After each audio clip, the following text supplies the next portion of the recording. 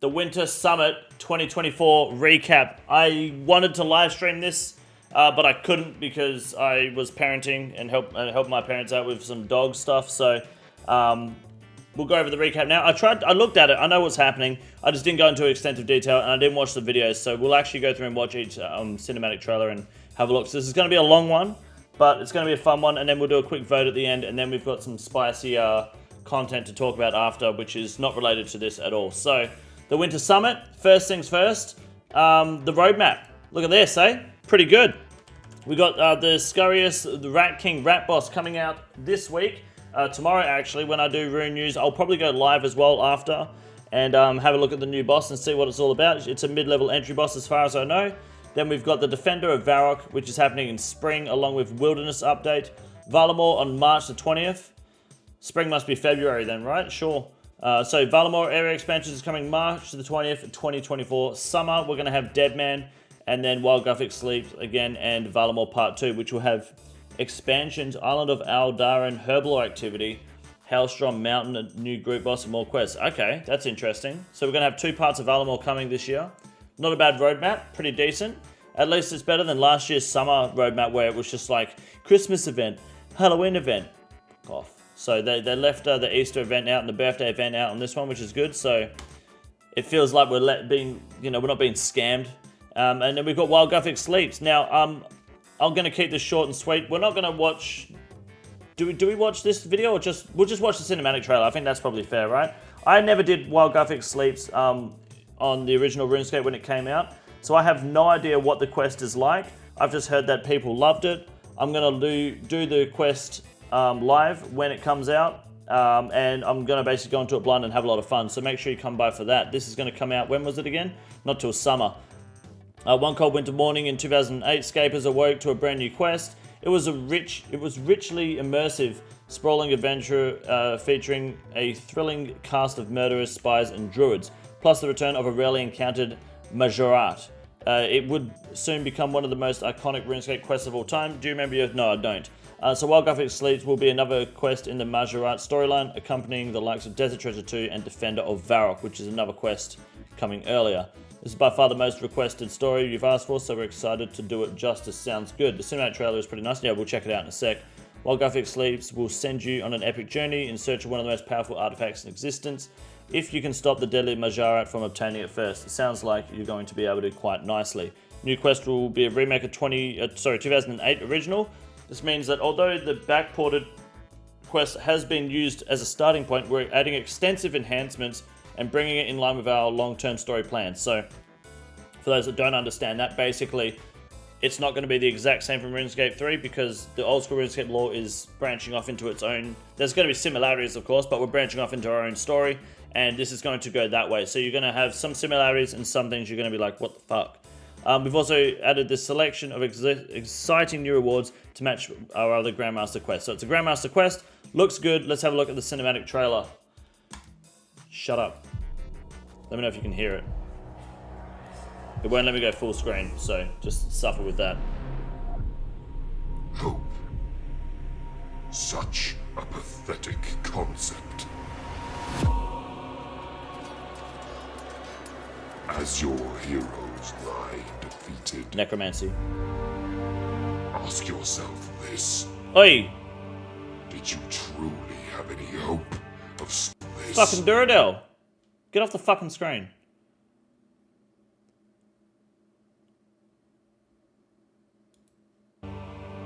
Does he die in the... Does he... have any hope?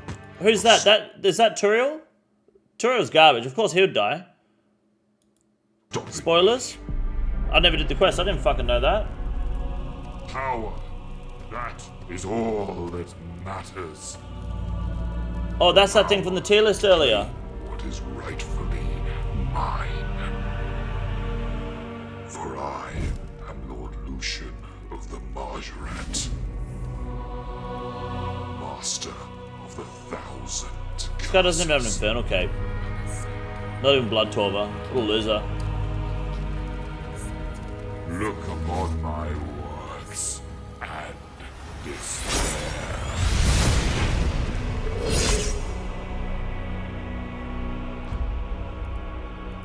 I'll be honest. Chills. Couple of chills. Couple of chills, that's for sure. That looks good. Looking forward to that. Never done that quest before. No idea what it's like, but that's cool. I'm not going to watch this because I don't want it to take too long, but I'm sure the dev diary is worth it, and it's on the website if you want to watch that too. But that's enough for me to be hyped for that. That's fucking cool. Lucian from Temple of Archov is a W. Yes. Had they bring Bob back just to kill him again? Yeah, that'd be good. So all right, not bad. While guthix sleeps, looks good. We have the Defender of Varrock now. So long ago, I don't fuck about the lore, mate. This chilling prophecy foretells doom and destruction for the people of Varrock. There are fearful whispers on the streets, tales of the dead rising from their graves. Could the prophecy be true? And if it is, who's going to save the city this time? All right, so it's time for you to take up arms and become the Defender of Varrock. What a title. As if they don't have enough guards. This classic quest is the Majorat storyline has been backported all the way from 2008. While most of the quest remains exactly as you remember, we've added a little old school spice and brought it up to our modern standards. Don't worry, we're not cool enough to make you start in the wilderness. I never did this quest either, I'm pretty sure. Pretty sure I never did Defender of Varrock. So, wouldn't have a clue how it works. But looks good. Is there anything important on here that we should know about? Is there like a trailer? Oh, a zombie axe. Okay, yeah, let's look at this real quick. Right. We should probably go back to the guthix thing after and check, shouldn't we? We'll do that. Okay, so quickly, the axe. So this is the requirements for the quest and the rewards, and then you get armored zombies. But the main thing we'll look at is this, and it's a 60 attack, 5 tick, big boy by the looks of it. The armored zombies will also have the chance of dropping a rare new axe, the zombie axe. As players level up, most of them find themselves using the D-skim once they reach 60 attack. Before moving to the whip, once they reach 70, they want the zombie axe to fill the gap between the two. Once it's unlocked, you'll likely want to use it over the skimmy in many situations, though the higher attack speed of the skimmy will mean it will still have plenty of uses. As a battle axe, it's going to be good for crush and slash. Won't have a stab option for extra insight. Here are the stats we're proposing. Okay, so is it pretty much going to, but where is the skimmy going to be better than this then? If this is going to outperform it, is this one-handed?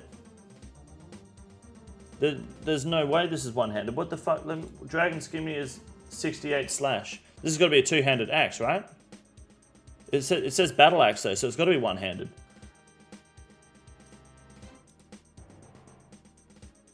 No, hold on. I've got a weapon on. Hold on, stop. The dragon skim is. The dragon skim is 67 slash. That's a massive upgrade. It's 5 tick attack speed. Right, but why would you? That's over double the accuracy. And no, sorry, it's not over. It's almost it's over 20% accuracy and over 20% strength. It's one hand but 5 ticks, so it's fucking. It's 41 more strength. And just under 40 more accuracy. That's massive for one game tick. That is insane. Is it not? It's a buff to the leaf-bladed axe. Yeah, check leaf-bladed axe as well to compare. I think I've got one here. That is big. Being one tick slower doesn't matter, man. That is a massive jump, which makes me think it should probably be like 65 attack, wouldn't you think? If they want to bridge a gap, you're pretty much just replacing it full on. Let me take this off. The leaf-bladed axe is 92 strength, so 15. This is 15 more strength, and this is 32 more accurate on slash and 28 more accurate on crush. This is better than the leaf-bladed axe in every way. Like, no question. So, that's pretty big. Seems very strong for the levels. Yeah, I'm mad late, but I'm happy to make it. What's up, Renat Capes? Good to see you, dude. Yeah, that is big. That is a very strong axe. Cypher's 125 slash? Yes, it is. Wonder what its drop rate will be. I think, look, I have no problem with this coming to the game. Let's be real. You're not going to use this once you get a whip, right? You won't use this once you get a whip. So this is not going to affect anything more than like just a little bit of mid-game content, provided you can get through Defender of Varrock. But That's pretty big. I would, yeah, this is cool. Wonder what the spec will be. Nothing at the moment, but yeah, they'll come up with something. That's better than Darius Great Axe, which is two-handed. Yeah, but Darius Great Axe is affected by its set bonus. You never use the Great Axe without the full set, and you intentionally camp low HP to hit 80s, so... this is purely just... Comparing this to the Scimitar, this should blow it out of the water, easily. 5-tip weapon, no problem, dude. Does not matter at all. Good. Yeah, 100% I'd vote yes on this. Why not? Like... It's powerful enough that it's a direct replacement of the skim, and it's not going to ruin things like the whip and any late game weapons. So, sure, I like it. And we'll quickly dip back to. Oh, hold on. Fuck. I hate this. Sorry, I just lost my page. All right, let's go back to here. Let's just keep the bar up. It doesn't matter. Okay, so. Here we go. We've got the quest coming in, which is the main thing we want to look at is the requirements. 72 thieving, which is the new high one. 67 magic, 66 agility, farming, herbal. These are all easy. 40 defense, access to the Warriors Guild, totally cool. Yep, that's all the storyline there. Makes sense. 80,000 thieving, 60 farming, 60 herbal, 40k hunter. Access to the ancient Guthixian temple and tormented demons, and access to the rites of balance. Not too bad. Yeah, lots of XP. It's very good. Not bad. Okay, no, that's fine. It's pretty balanced. Tormented demons. Now, I've read about these, and they want to move the dragon claws to the tormented demons and take them out of chambers of Xeric, and that's really the controversy here, right? So add them to the tormented demons and remove them from Cox, or do not add them to the tormented demons drop table. I think it's totally fine to move them from Cox to the demons, provided it is statistically just as rare, because Cox has the most purples, the most valuable purples out of all the raids, right? Cox has a lot of value, a lot of promise, and if you remove the Dragon Claws, does that make it worse for when you get a prayer? Does that make the prayer scores more common as well as the T-bow more common? Like, does it balance anything out statistically? I don't think it matters, because it's part of that one group, right? Where it's also with the, is it with the Ancestral or something? But it's at the end of the day, as long as it's just as rare, like it takes just as long on paper to get it from Tormented Demons as it did from Cox, then there's no harm in moving it over, right? At the end of the day, like if we go Dragon Claws, it's with the Bulwark and the Dragon Hunter crossbow.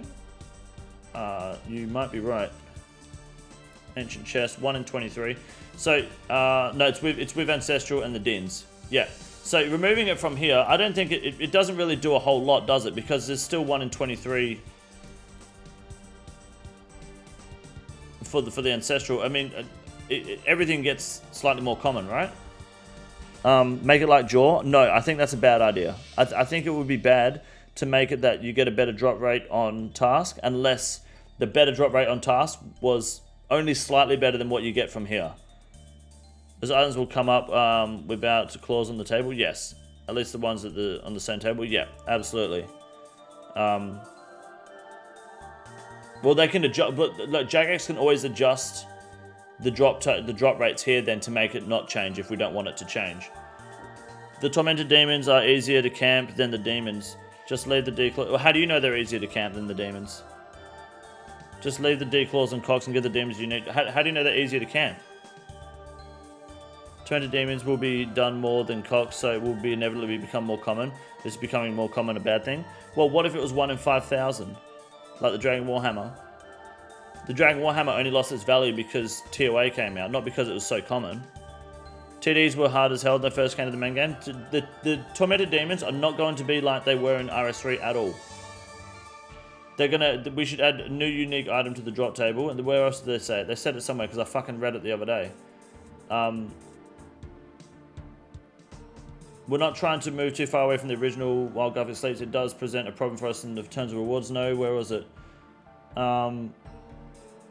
They mentioned that they were going to rework the combat, aren't they? Were they not? Or the mechanics?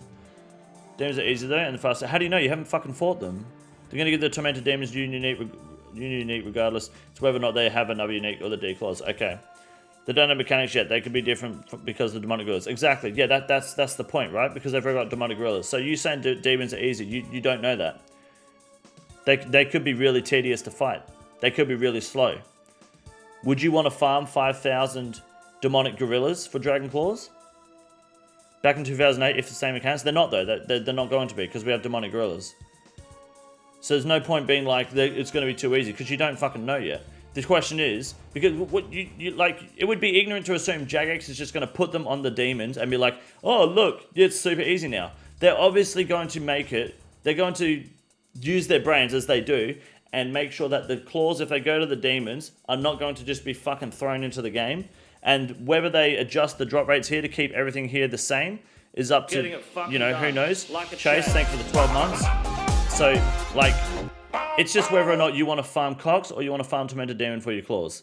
That's all you're doing now. Like, at the moment, you're just, which would you rather grind? A bunch of mobs or a raid? As much as I love Cox, I'll take the mobs any day. That's going to get clipped out of context. So, I would vote yes, personally.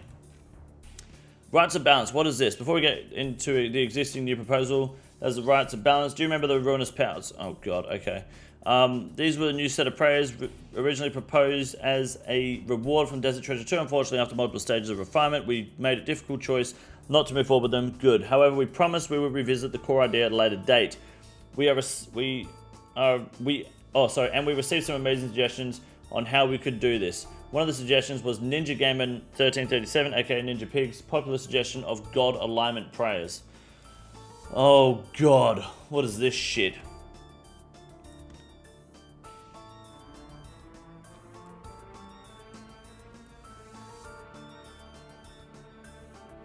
With special thanks, okay, whatever. So God alignments would be a replacement for new prayers or prayer books. Instead of substituting your entire prayer book, they fill a new alignment slot, which has 4 new prayers. Okay, players can be aligned to a singular god at one time, meaning they add horizontal progression and player choice to combat. Okay, God alignment would be rewards for completing high-level quests, such as yep, sure. By adding alignment alongside major quests, it spaces their release out and gives Jagex additional time to balance them. It's easier to design and balance 4 prayers than an entire prayer book, of course. How do we unlock the alignment? Okay. Alignments would be locked behind the finale of quest lines. 3 of these already exist, sure. This also means get your fucking shit together, Jagex, and finish these quest lines, the Sea Slug one. What about Fairy Tale? We have, this just leaves Brassica Prime, Ralos, and Ranua. Isn't Brassica Prime a cabbage? If you have any ideas, let me know how this should work. Sure. Okay, so what are we doing here? The player would align themselves to a god by using a devoted altar. Multiple altars can exist for each god. Below are some examples. Sure. In addition, devoted altars, players with completed god books would be able to swap their alignment anywhere. God books would be charged at the respective altar and then have 3 charges for alignment swaps. Okay, that's balanced. After they've been depleted, the god book must be charged at the devoted altar once again and add additional god pages if any variety. Oh, okay, I like that. Maybe inserted to recharge the book without having to visit the altar. Sure. Who cares about that? I just want to know how the fucking prayers work. Alright, I see. Alright. Alignment should be designed around specific playstyles and mechanics instead of combat styles. No singular alignment should ever be the best, as everything, or even the best for a specific build. Okay, that's really cool. And, oh, okay. I'm not gonna read into a lot of detail, but I like the looks of this because this is a long read. This is a completely different video, but I understand what he's getting at. I see what they're saying. I think this idea is pretty cool, provided obviously it's balanced, and that would work a lot better than a whole new prayer book. I think that's actually a pretty neat idea, just as like a blanket view from what I see here. So if that's what they're drawing inspiration from, then I don't think that's too bad to look at. Any thoughts on Tormented Demons, new unique? No. The Rites of Balance take inspiration from it. These are just a concept at the moment, and we're presenting them to you now to discuss whether they would work as a possible reward. After completing the quest, you will have unlocked the Rites of Balance, and you'll be able to use them by praying at the ancient Guthixian temple. We'll also look to introduce ways to switch in these prayers through areas such as player and houses. Okay. Just like the design, the intention is that the Rites of Balance will be our first set of God alignment prayers. In the future, we'd look to add more God alignments, though you'd of course only be able to access one at a time. We're particularly keen to introduce the Zoroastrian God alignment as an additional reward from Desert Treasure 2. Over time, the system will hopefully grow and offer increased variety of prayers without falling into the same traps the ruinous powers. Okay. We would of course need to figure out a suitable way to unlock them. However, if you like the idea of principle, we'll dive into much more detail in the future.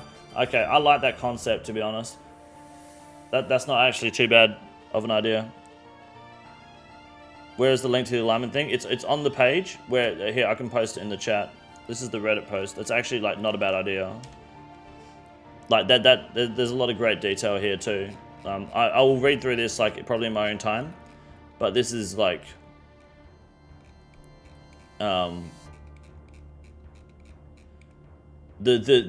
get the idea and I do like it. I think that is really cool. I think that's a different way to go about prayer for sure. What's up, Youngberg? So very good. And yeah, I'll be voting yes to everything on here so far. A tier, yeah, A tier sounds right. Okay, what's next? Let's move on to Varlamore. That's not a trailer, is it? No. Is this a trailer? Is there a trailer, or is it just fucking videos of neckbeards? Like, what do we got here?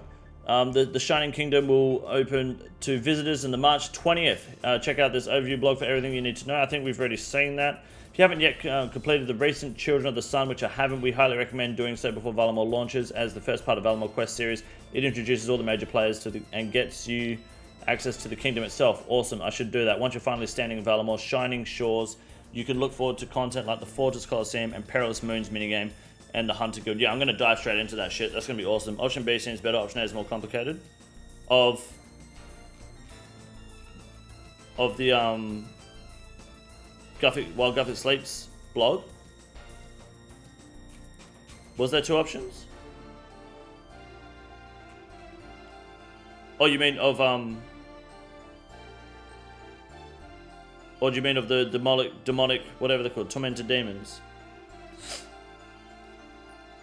Shining Kingdom video is really good. Which one is that? This one here.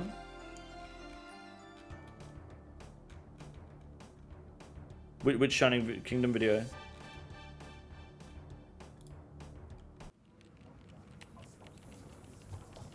Hey Ed. Hi. Wonder, could you tell me about that landmass you're working on off to the west? Oh, yes, Varlamore.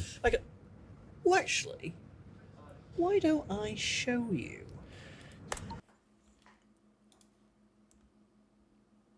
Why the fuck is he working on a laptop? I don't want to be that guy, but like, everyone in the background's got a computer. Isn't the PC just going to be far more like beneficial for development? Why the fuck is he using a laptop? Just behind you, there's two screens. Can do more stuff on a laptop. You can do more. You can do some stuff on a laptop. Yeah, I know you can. Laptop, you can do some of the stuff of all time. It's a new hip thing in corporate offices. It's set, bro, for filming. Thank you, Curtis. I appreciate that. It's a magic laptop. Ed, I don't think we're in Cambridge anymore. Welcome to Civitas Illa Fortis. Beautiful, isn't it? That's great, Ed. But have you noticed we've been turned into RuneScape characters? I haven't been this slim in years. Don't worry about that. No, really, don't. Anyway, why don't I show you the Fortis Aqueduct? I don't like how they've turned into RuneScape characters and all of a sudden Ed is fucking 4 inches taller. Okay? This is bullshit. Okay? You do not gain height coming into the world of RuneScape. And Ash is skinny. Well, that too, but he commented on that. Isn't he cute? Oh, he's going for a swim. Capybara is huge. Yes, I'll admit that is cute, and this place is very interesting, but we still need to figure out how to get out of here. Now come, you have to see the dwarves of Camtorum. Dwarves built this? I didn't think it'd be so tall. It's incredible. Now believe it or not, these dwarves were once Lovercane dwarves. They fled south during Xeric's Age of Strife. They're independent from the Kingdom of Varlamore, given the human habit of starting wars left, right, and centre. So, humans aren't normally allowed in here without good reason. Oh, is that why they're looking at us like that? Yeah, we should probably get going. The Hunter Guild is just south of here. Oh, look, it has a bar. That's good, my teacup's getting empty. Bone grapes, what was that? Ah, the Quetzals. The locals have trained them to be used as a transport network all around the kingdom. They fly around on the back of those? I've always wanted mounts, but it sounds terrifying. Ooh, I reckon I know where that one's heading. Come, I've got one final place to show you. Welcome to the Colosseum. Fucking Colosseum, this boys. is a wave-based PVM minigame. Bunch of Gameplay is akkers. heavily focused on reactionary combat and making risk versus reward choices between each wave. Ah! I thought you said this place was PVM. Fuck me with the Bodhi Wait, number, dude. Is one of us an NPC? Are you not entertained? Are you not entertained? That's pretty cool, hey? That's pretty cool. I like it. Very good trailer. They put a lot of good work into this shit, eh? That's cool. I like it. I'm not gonna watch the other two because I know I say I want to keep this short. We're already like 25 minutes in, but Varlamore I'm looking fucking forward to for sure. I'm assuming the blog is here with the polls for the questions real quick. March 20, yeah, it's not too far away. Hey, can't wait to watch bikers take on the new content. He won't. All right, so this is Varlamore. Jesus Christ. Okay, so that's the city there, the Colosseum. What looks like a port for sailing, and then a little racetrack for sailing. You can do laps. Hunters Guild. Are they gonna have birdhouses in the Hunters Guild? Sunset Coast, and look, you got more out here. Look at that, eh? Stonecutter Outpost, and is this the? This is the gnome, the dwarf place, right, where the midgets are. Not bad. Colossal worm remains. Looking forward to it. I'm pretty keen for this area to see what it brings, eh? For sure. Area gets new diary achievements. I don't know. That's a bridge for water, not a race course. It's whatever you want it to be, mate. You can race in water. I'm looking forward to it. We've gone through all of these like many times. I know that they've probably had a few changes, but I want to keep this short and sweet. This is about the Winter Summit. So are there any poll blog questions we need to be looking at here now? Because we've definitely gone over this fucking numerous times. Jesus Christ, how much is there to scroll? There isn't. All right, cool. Yeah, well, Varlamore's looking good, and it's coming soon, and I'm looking forward to it. So that's going to be big. It's going to be very big. Sailing! 8 minutes. Fucking strap in, boys. You know, we haven't had a beta yet, and I'm being as open-minded as I can about sailing for the beta. So this video better fucking deliver something. There's no animations moving, so we're off to a bad start. Hello and welcome to Oldschool Runescape Sailing Developer Diary. I'm Gnome, and today I'm joined by some of your favorite J-mods to share new details about our first new skill. Hey, I'm Mod Husky. You all know me. I don't actually look like this in real life, unfortunately. I'm Mod Lenny. I'm a little newer to the sailing scene, but I've climbed on board to help lay the foundations for how boats work in the game. I'm Mod Elena. No, not the one from Ardoin, thankfully. Since this is a Winter Summit video, Ardoin. we won't be covering all things sailing today. If you need a reminder of what sailing is, check out my video that went out during the Summer Summit, and we'll meet you back here when you're ready to dive in. Yeah, we remember that one. Let's keep going. With sailing, we're trying to strike the right balance where we can fit in as much content as possible without taking years and years to release it. After all, if we tried to stuff it full of every type of content it could possibly have, we'd probably still be designing it in 2030.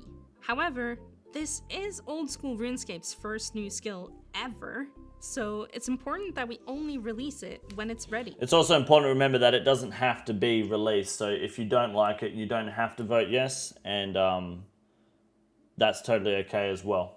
You should look into it, and you should experiment it though. You should be able to, you should give it a chance before making a decision. Even if you are a hater or a lover, you should be open-minded. But what does it mean to be ready? Many of our oldest skills are still being continuously updated to this day, and we expect sailing to evolve too. So while we do want to launch a fully realized skill, we will also be regularly updating it beyond launch. Okay, let's take a look at our roadmap. As you can see, we've split the development process into 9 major milestones, which we're aiming to complete in order. We have those We're down below, don't currently we? Yeah. on navigation, with the next stages focusing on primary gameplay, ship customization and crew system, ship combat, and then secondary gameplay. I'm a big fan of Once genocide. those We can have do been that. developed, we'll work our way up to more advanced gameplay that links the entire skill together. Islands and points of interest are hugely important to sailing, so we've decided to tackle them separately, as they aren't dependent on the other milestones. This means that they can be designed and polled while other development work is ongoing. Underlying tech is our top priority so that sailing always feels natural at its core. Since we're expecting you to spend so much time out at sea, navigation needs to feel seamless and smooth, and we're keen for you to get your hands on it as early as possible to make sure that we get it right. We've now developed the core infrastructure of the skill, allowing you to gain XP, level up, and view your level among your other stats. We've also looked at issues such as tying it into the max cape, so you can quickly get back to work at earning your bragging rights back. You can also own boats of different types now, letting you build up your collection from small rowboats to much larger ships and galleons. Additionally, the team has successfully implemented the systems for boarding boats from a number of different ports, and addressed what happens when you leave boats by different means. We've also tackled the multiplayer Dude, aspect his now. sailor is a midget. Look how small he is. Did anyone else see that? Go back. Come on. Look how fucking tiny he is. It's fucking... What's going on there, We've Ned? also tackled the multiplayer aspect of navigation, allowing you to board another player's boats or even steer. It's if Mod you're Ed. navigating. Yeah. Other aspects like boat collision, logging out to the sea, ship speed, and turning circles are still being worked out. We're currently exploring how we can make interactions work between boats and land to allow for docking or other exciting content later down the line, including combat. We'd also like to highlight some of the work we've done on the ship infrastructure. New system. selling pet. Most Yeah. of you probably saw our tech demo earlier last year, but a lot of that was a quick and dirty proof of concept just to determine whether or not the tech would even work. There were a lot of quick hacks, Okay. debug script, and some very clear limitations that we had to work around. I'll make this one short and sweet, and a regularity for me. But players can now train sailing from 1 to 99. Woo! We did it! Skill is complete. Let's ship it. Jokes aside, we've implemented the basics of core gameplay, and one of these aspects is trimming the sails. Every so often, while not at port, the player will have to trim their sails to ensure that the ship can move at full speed. Oh, for We've had some fuck's fun with sake. this one, really exaggerating the speed difference. So We do expect we're gonna have run energy on the ocean, and that's gonna be clicking the fucking sail every 20 seconds, which is worse than running out of run energy. Fuck Be much more me. subtle for the finished product, but here it is in action anyway. Of course, this is far from being all that sailing has to offer, and of course will not be the only way to gain XP. But from a developer perspective, it's a good place to start. Why can we just get like a motor? Just fuck the sail off completely? It's still sailing, right? If you got like a jet ski or something? Why not? How can they fuck sailing with this shit already? Look, I mean, on the bright side, it looks like you get XP for trimming the sails, which is better than, you know, running and not getting agility XP at the end of the day. New skill Since motorboating, officially yep. passing the poll, Featuring we've your been able mother. to get much more specific with our designs Or Asa's hot internally sister. for sailing activities. And here are some of the questions that we've been discussing. What level do players unlock access to new activities? How does the gameplay change for these activities as you level up? What kind of facility upgrades can players choose from, and how do these impact each of the activities? How do crewmates or other players impact the gameplay? And what exactly is cargo and salvage, and why should the player care about them?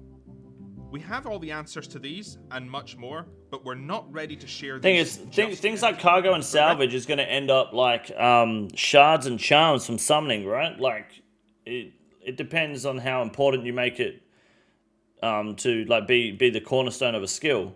Like you couldn't do summoning without shards and charms, sorry, right? So if they do that with sailing, does it become more tedious? Probably. or you don't make what was it? Booty or whatever the fuck it was, loot from your sailing ship. If you don't make it relevant, then it's just dead content on release if it doesn't make money. You know, PvP sailing, no, that's the dumbest shit ever. No, PvP sailing doesn't work if it's actual PvP. Rest assured, we will be asking for player feedback when we can, and that feedback will be crucial for helping us develop lots of fun, satisfying, and rewarding activities. Yeah. We've also started to put together a rough outline of the player journey.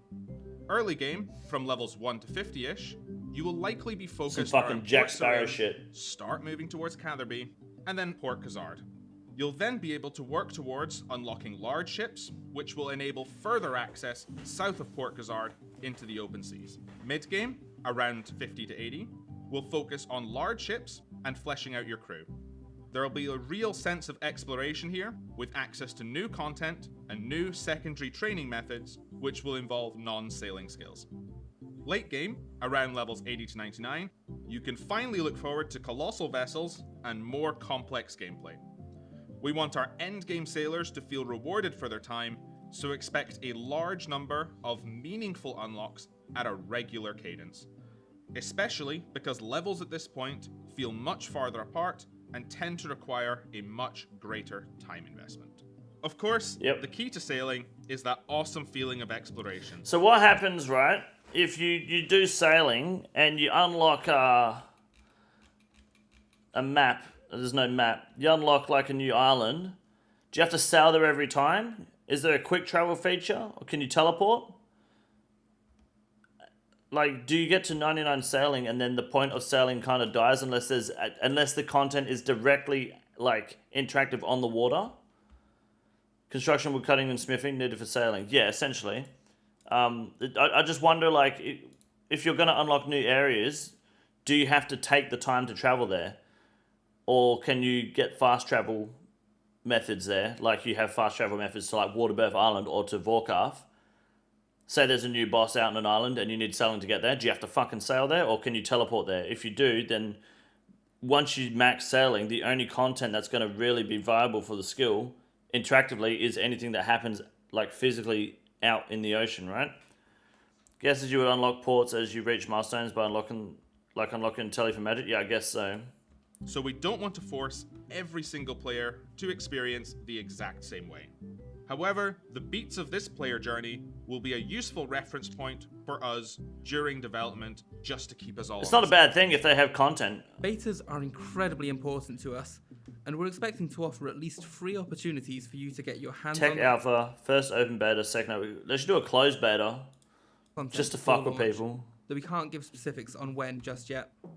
The first Tech Alpha will launch at the earliest opportunity and will focus on refining the navigation experience, ensuring you're all comfortable and engaged while traversing the sea. Our first open beta will address ship customization, crew management, capsizing, and ship combat, offering a comprehensive preview of all 4 features. If development goes well, we may also have some early game content here too. A second open beta is currently planned as a sailing demo, offering all of the above as well as new gameplay mechanics, secondary gameplay, and some islands and points of interest to explore. This beta will take place very close to launch and will heavily influence our launch date expectations. We're also not ruling out additional betas if needed. Why don't we do space travel since they just had a rocket? You could fly to Xanaris instead of teleporting there. It's a joke.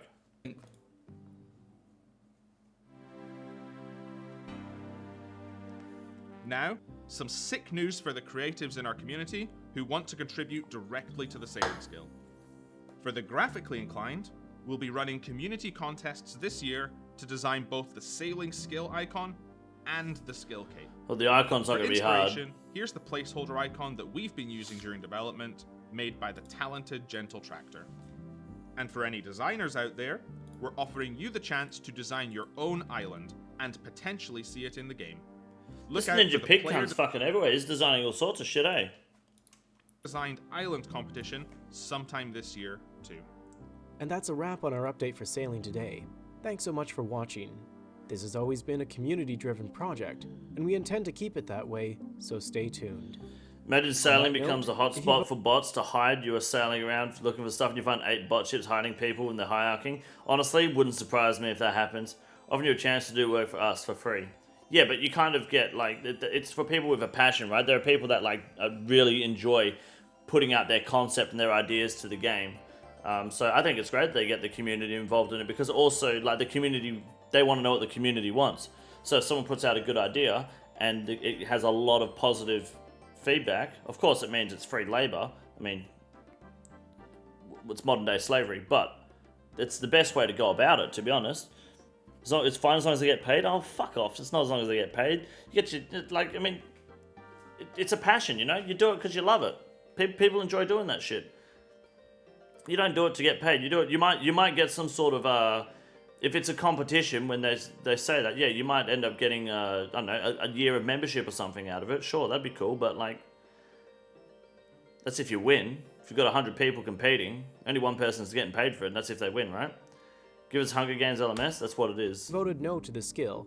Check your inbox for a message from Mod Light, community saying fuck you.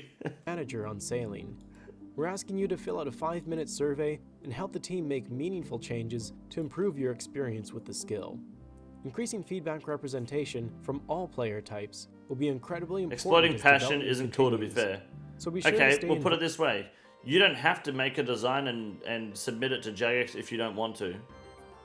It is purely your choice. So it's not about, oh, they should get paid for it.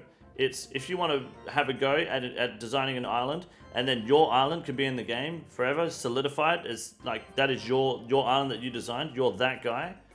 That is your choice. It's not about getting paid for it. It's about, you know, having your own fucking island in the game. They did that. There's content creator stuff like rooftops. That was it, Red Japan or something. He did the rooftop idea. The rooftop. That's why that character's standing on the agility rooftop stuff, waving at you every time you get off. He just made it, and they put him in the game, and they have his character there. Big Red Japan. That's it. Absolutely. He didn't do it to get paid. He just chose to do it. They loved it. They put it in, and it's happened many times. And Jagex benefits from that, and the community loves it. And Jagex loves it. It's absolutely free labor, but it's not something that you should be, like, criticizing the company for. Hell no.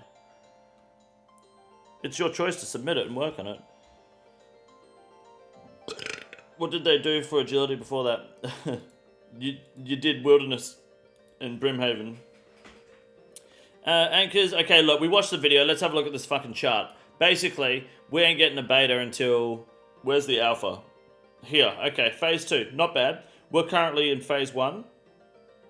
So we'll come back when there's more to look at. Look, let's just see how the betas go, really. Honestly, let's see how the alpha and the first beta go, because the second beta is close to release, they said. So I reckon once we get, like, the alpha out of the way and we're happy with it and we move to the first beta, that's when we'll kind of have a feel as to whether it feels right in the game. Until then, let's move on to HD.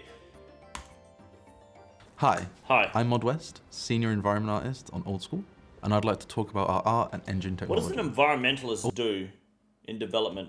Is it in-game environmental stuff? Like trees? Is this the guy that gives us farming patches? Why don't we have a herb patch in Prif? Assuming in-game environment, right. So can we have a herb patch in Prif, please? Oldschool's visuals are charming, timeless, nostalgic, and through multiple community-made mods, also very customizable. For some time now, we have been working on ways to update our technology to provide improvements to the overall visual quality of our game and add more options for our players. Today, we are ready to talk about it. We are thrilled to announce a major overhaul to our rendering technology with the introduction of the latest version of RuneTech.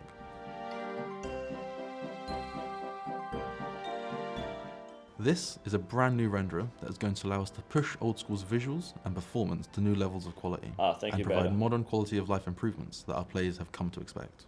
So, what will this look like? To begin with, we'll be replacing the current renderer with RuneTech. Once released, players can choose from 2 graphics options inside the settings menu. The first of these modes is SD. This mode runs RuneTech with custom emulation features, allowing us to run the game to the original 2007 look with pixel perfect accuracy, while taking full advantage of RuneTech's modern rendering improvements. For those who want a truly traditional feel, this is the mode for you. Unchanged, forever 2007. For those players who want to take the visuals further, we have our new HD mode. This contains all the original models and maps, but adds multiple new rendering features to enhance the player experience. Let's take a deeper look at our current in-client progress and show how some of these new features work. That's really cool. RuneText Renderer allows for fully dynamic lighting of the game world, including dynamic sunlight and control over indirect lighting intensities. Wait, and that... We have exposed control and you have access to that as a player? Like, is this what like...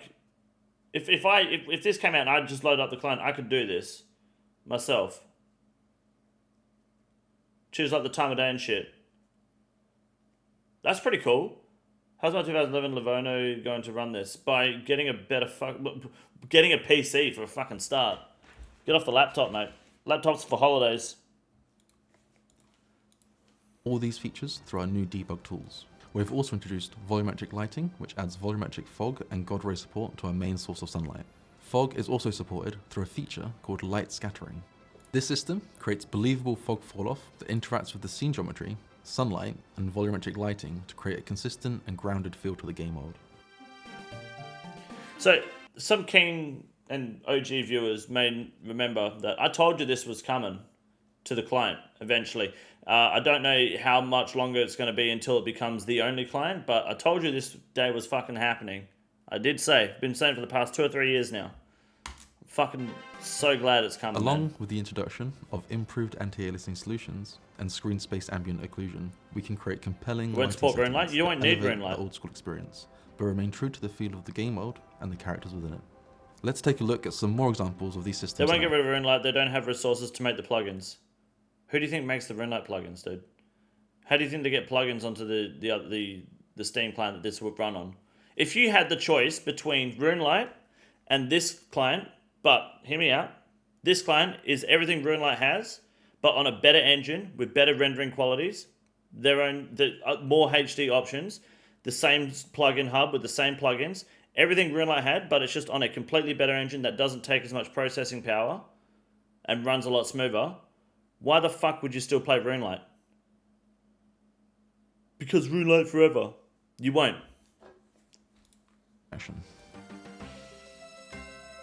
You just won't. Power still needs to be with the people. That's what this client's going to have. There will be. It's a Jagex API, right? Where you can submit player plugins to this client. That's exactly what they're doing. No plugins as much as RuneLight, so no, that's what they're doing. Right? Which, like I said, for the past 2-3 years is what they're going to do. The plugins on the Steam client are already ported over from RuneLight, yeah. This is where we are currently at, but that's not all. We are actively implementing even more amazing RuneTech features. These include RuneTech's brand new water system that will include optional real-time reflections with multiple water presets. Our plan is to have this complete and rolled out prior to sailing.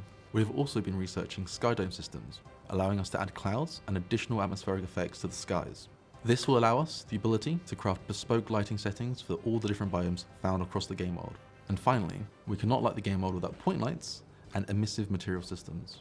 This will allow us to have glowing fires, magic, and projectiles that will give the appearance of emitting light. In this example, we have attached a dynamic point light to the mouse cursor and enabled shadow casting, all courtesy of RuneTech. Both modes will be available on all platforms, including mobile devices, and players can switch between each graphics mode at any time. That's pretty cool. We are building HD to stay authentic to the pure old school style and feel, while building a strong foundation for the future. This is not all. RuneTech opens up exciting possibilities for future engine updates and plugin support, giving more control to the players with how they experience old school. We are hoping to have a playable alpha in your hands very soon, followed by an always-on beta once we are comfortable with its performance. We are thrilled to share this news with you today, and you will hear from us again soon. That is awesome, yeah. Skyboxes go so hard, and the best part is because it's on an official client, right? It's likely going to run better than if like a third-party client was trying to replicate it. If you thought that was exciting, this next bit of news is really going to blow your socks off. We're adding an official client plugin API. Some of you will already be familiar with RuneLight's plugin library, a selection of helpful add-ons that expand players' gameplay options. With the upcoming plugin API and plugin hub, you'll be able to use the plugins on the official client too, and even create your own. Okay, everything RuneLight has is going to be on this client and more, I guarantee you. I've been saying it for years, and it's happening. It will happen. Of course it will. Everything that RuneLite has and more is going to be on. That's pretty cool. So it actually looks like the fucking desert there. Everything RuneLite has and more will be on the new client eventually. Absolutely. Think of it as RuneLite 2, right? It will just have a different name, but everything RuneLite has will be put onto it. What's up, Zachary? Thank you for the $2, man. I appreciate that. I'm doing very well, thank you. Alright, the Wilderness update. Let's have a look. Low level Wilderness hotspot, Deadman 2024. I'm going to be honest, Deadman is kind of dead content. I think Deadman needs to go.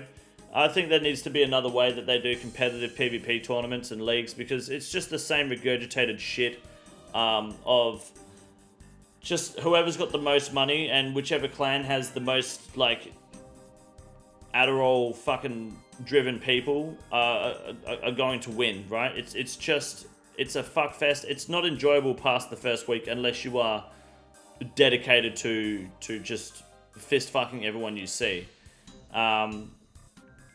I feel like it would be more successful. That's why Leagues is more successful, right? Because it doesn't have PvP, and there's no risk. I think that they should come up with a new way to hold PvP leagues if that's what they want to do, to be honest. But I mean, again, some people love Deadman and they play the shit out of it, but it's only a very small, certain type and number of people.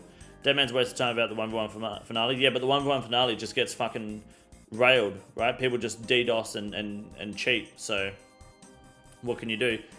You might not be starting a quest in Wilderness, but we'll be hopping over the ditch for this update. So in recent years, Wilderness PvP has favoured the level 20 to 40 areas, which means that the likes of Zerkers and Pures are struggling to find a cozy spot to call home. Well, sure. So the first PvP update looks to remedy this problem by breathing new life into an iconic low-level location, the Chaos Temple, which became... Give me some of that boy puss.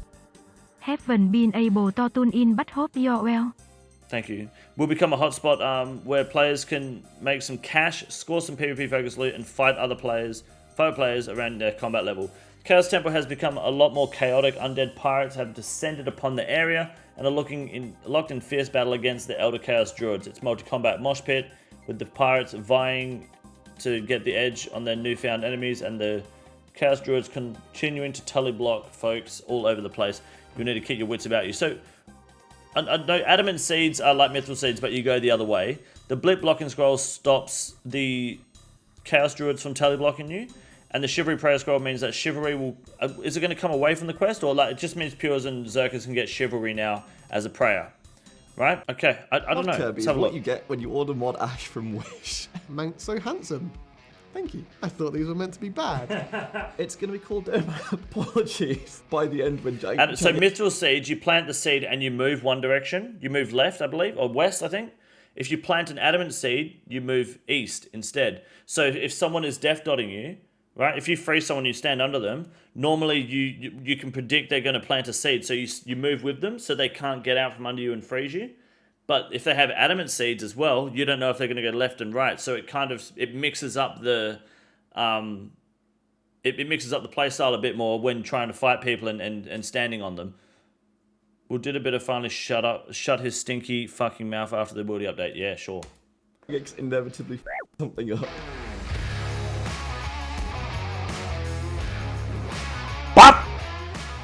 We know this will make IT on YouTube, so please let me out of the basement. YouTube, KINGCONDOR has me and 5 other LADYBOYS from Vietnam chap in the basement. Please go BTC as we heard have will treat US better. Jagex needing better servers doesn't mean anything. They're going to get DDoS no matter what. Game mode, which has PvP everywhere, so everyone starts on a brand new account. XP rates are enhanced. You have to build your account for the finale, where you want to survive as long as you can to try and win prizes. Hey, have technically won a Deadman mode. Give me these fireworks. So Deadman started in the early years of Oldschool Runescape as just an alternate way of playing the game. It got repeated various times over the years with bigger finals, and then we brought it back with Deadman Reborn, where we introduced the sigil system. It was terrible. Then we had Deadman Apocalypse, where I think it was actually Manx who had the idea of, what if we just put a bunch of just bosses into the world at regular intervals? Ah! I'm gonna die. Discontinued man mode. Damn, he's right. We have to cancel the entire thing based on this one post. I'm leaving. Goodbye.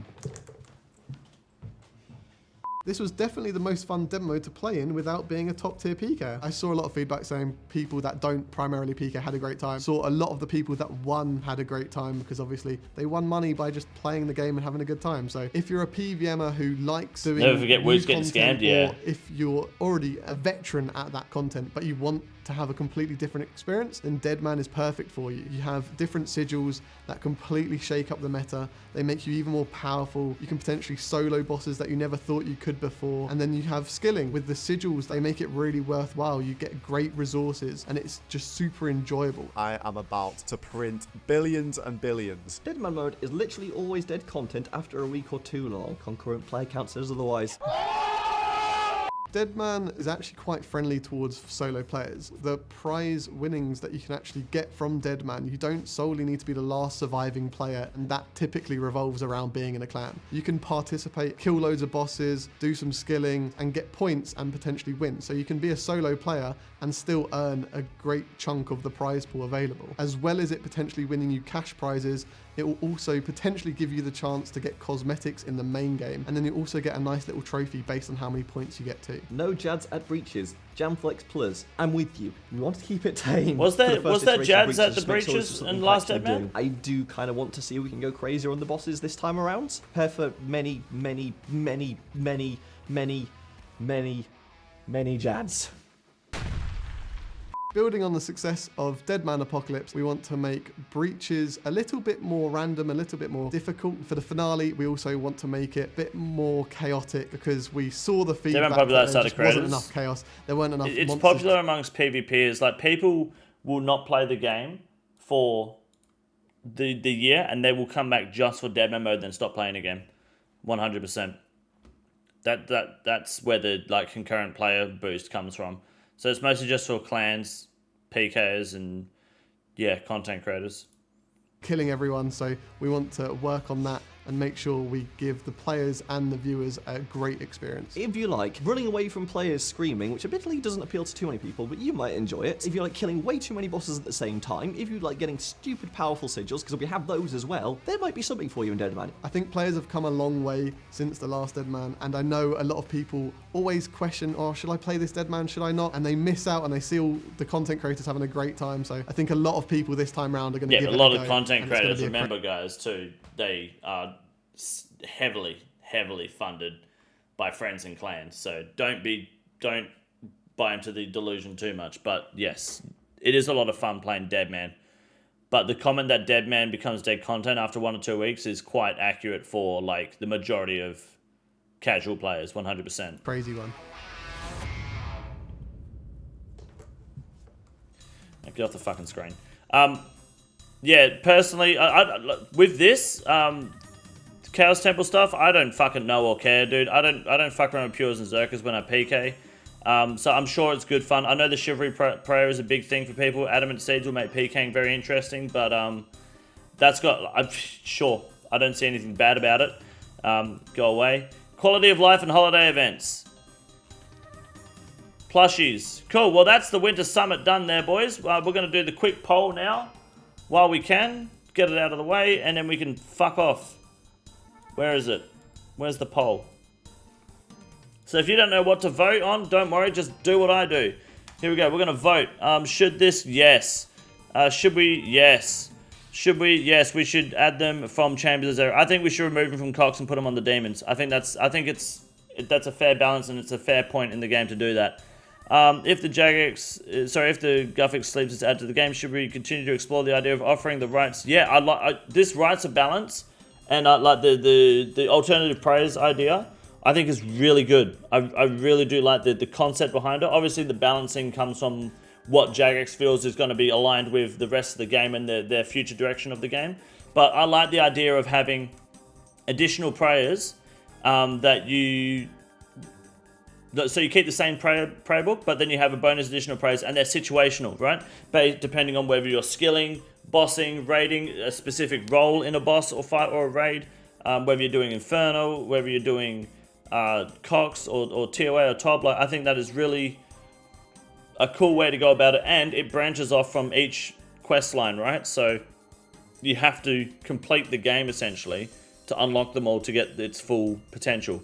I think it is good to at least look into, for sure. Explore the idea of it. I think that's fucking perfect. Should Defender Varrock remake be put in the game? Yes. Should new weapon aim to mid-level players? Yeah, this axe is fucking huge. Yeah, they're probably going to nerf it or make a few changes, but I think the axe is fucking great. Undead Pirates, yeah, whatever, who cares. Should we add a work design? Yeah, the wilderness stuff's fine, doesn't matter. Should we add a new herbal activity with the release of Varlamore Part 2? Sure, why not? Yeah, let's do that. I like it. I'm going to vote yes to everything and say put the claws out of the drop table. That's what I'm going to do. And I'm not telling you how to vote, but that's how you should vote too. This is the easiest room in the raid. It's quite simple. You got a big boy. Look at him. God damn. Fuck me. Look at that boy. It's huge. You got a big boy.